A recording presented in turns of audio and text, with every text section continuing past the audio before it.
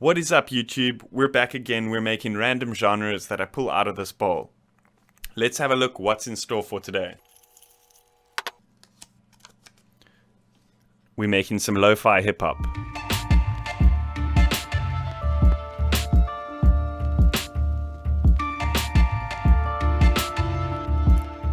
So one thing that you guys would probably heard used quite extensively on the 24/7 LoFi Hip Hop stream is vinyl crackle.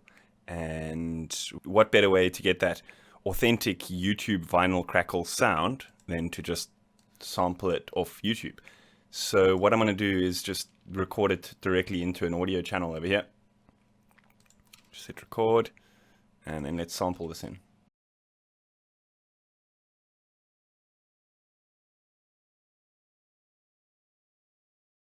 You want to get a good section of it just so it doesn't sound like it's repeating too much, so you get that sort of authentic vinyl feel. I like to do at least sort of like 16 bars or so, and then you just loop it from there. Cool, that should be good for now. Cool, so let's put in some drums. One thing to note is, generally speaking, you hear a lot of sort of more distorted types of drum sounds. So what you can do is you can actually use effects plugins and stuff to create like variations of the samples that you have. You can use something like Isotope Trash, or you can use something like Quadrafuzz, which is built into Cubase. It's very, very cool. So let's find a couple of samples.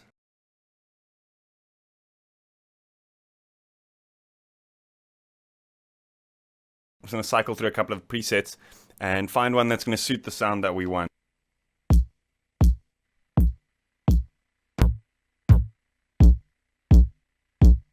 Cool, I like that one, but what I'm going to do is I'm going to adjust the mix on this just so that it's not as brutal.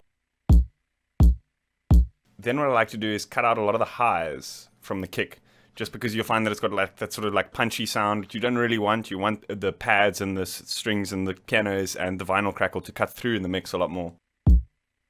Cool, so we can bounce this out as or render it out as a audio file. I'm just going to make it a little bit shorter because I left the tail on for some reason. So now we can open up Groove Agent over here, or whichever sampler you're using.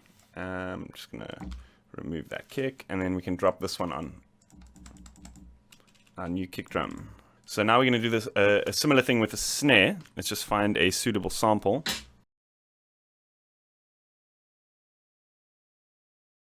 I just want to remove the EQ that I put on here. And I want to remove some of the low end. There we go. And then bounce this out also. So what I can do is I can actually click on the render settings here and just turn this tail down to 0. And then it gives us just the amount of audio that we need to load into the sampler. Cool. So let's sequence this.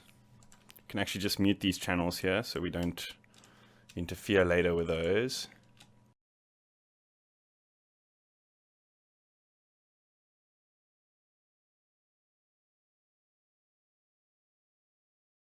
So I generally leave the hi-hats out and the ride cymbals and all sorts of stuff like that out now, depending obviously on the vibe that we're going for the track.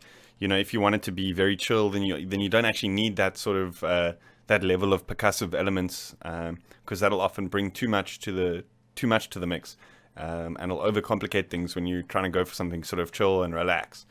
So we can leave that out for now, and we can move on to like something like the bass line. So I like to use authentic sort of acoustic bass sound. And Contact has a bunch of really cool libraries, and I found one in this Spotlight Strings. It's a acoustic bass sound that I programmed in. I generally like to use this pizzicato setting. That's more of a sort of plucked type of sound.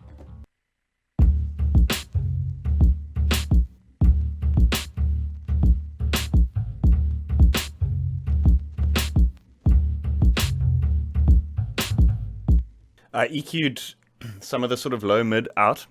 If you hear, like, if I turn off the EQ, you'll notice that there's sort of a lot of boomy, kind of sounds a little bit too modern. So I'm just going to drop that EQ again. And then I found some pad sounds, and I'm just going to put in some simple chords here. I'll copy them from what I made here. and I want to show you guys what effects and stuff I'm using on here.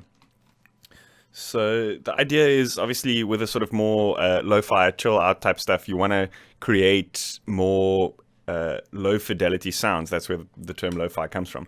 And you do that using distortions, and you kind of often filter out a lot of the high frequencies so that it gives it more of a mid-tone, more of a somber tone. And you also use a lot of tape emulations and like vinyl crackles like we did here. So I used a tape emulation to give this pad sound a much more of a sort of retro, distorted type of feel.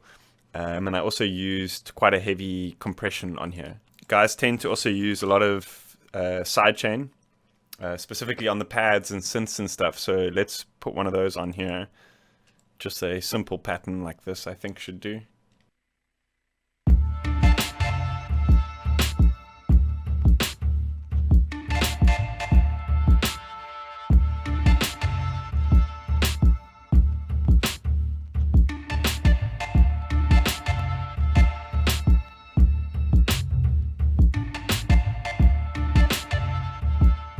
And no lo-fi hip-hop track would be complete without the Rhodes EP sound. So let's chuck some of that in. I'm just going to play it and then record some jamming over it, and then go with whichever one suits the best, I think. Just make another bar over here, and we can actually do a bit of a breakdown here.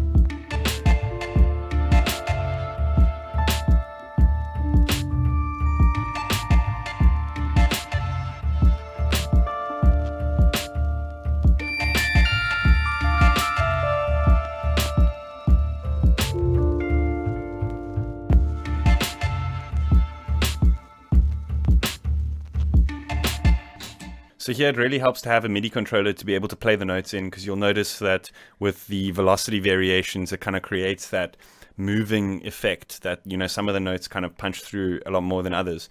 And I think that's a trick that's kind of utilized quite extensively in hip hop, and specifically lo-fi hip hop, to create that kind of like spatial atmospheric effect.